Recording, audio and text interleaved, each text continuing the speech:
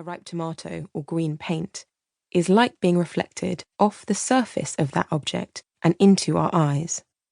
The visible spectrum only makes up a small proportion of the entire electromagnetic spectrum.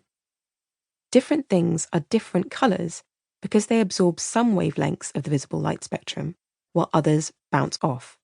So the tomato's skin is soaking up most of the short and medium wavelengths, blues and violets, greens, yellows, and oranges. The remainder, the reds, hit our eyes and are processed by our brains.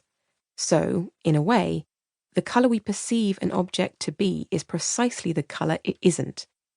That is, the segment of the spectrum that is being reflected away. When light enters our eyes, it passes through the lenses and hits the retinas.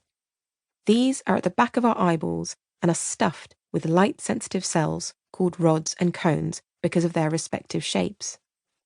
Rods do the heavy lifting of our vision. We have about 120 million in each eye. They are incredibly sensitive and principally distinguish between light and dark. But it is the cones that are most responsive to colour. We have far fewer of these, around 6 million in each retina, the majority huddled together in a small central spot called the macula. Most people have 3 different types of cone, each tuned to different wavelengths: 440 nanometers, 530 nanometers, and 560 nanometers.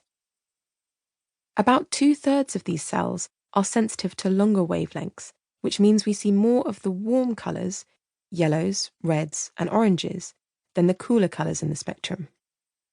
Around 4.5% of the world's population are colourblind or deficient because of faults in their cone cells. The phenomenon is not completely understood, but it is usually genetic and is more prevalent in men. Around 1 in 12 men are affected compared to 1 in 200 women.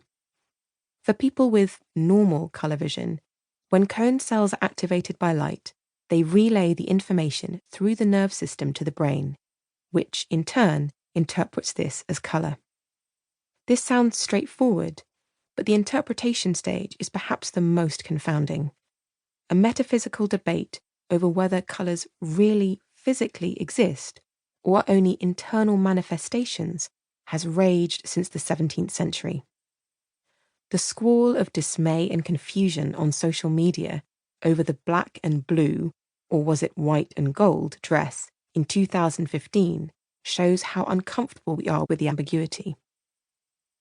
This particular image made us acutely aware of our brain's post-processing. Half of us saw one thing, the other half something completely different. This happened because our brains normally collect and apply cues about the ambient light, whether we are in full daylight or under an LED bulb, for example, and texture. We use these cues to adjust our perception, like applying a filter over a stage light. The poor quality and lack of visual clues like skin colour in the dress image meant that our brains had to guess at the quality of the ambient light. Some intuited that the dress was being washed out by strong light, and therefore their minds tuned the colours to darken them. Others believed the dress to be in shadow, so their minds adjusted what they were seeing to brighten it and remove the shadowy blue cast. That is how an internet full of people looking at the same image saw very different things. Whiteness and all grey colours between white and black may be compounded of colours, and the whiteness of the sun's light is compounded of all the primary colours mixed in a due proportion. Sir Isaac Newton, 1704. Simple arithmetic. On light.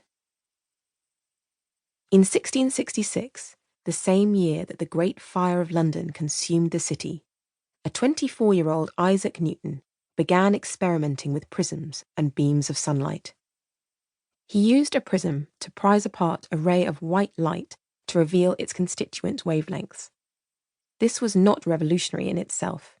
It was something of a parlour trick that had been done many times before. Newton, however, went a step further, and in doing so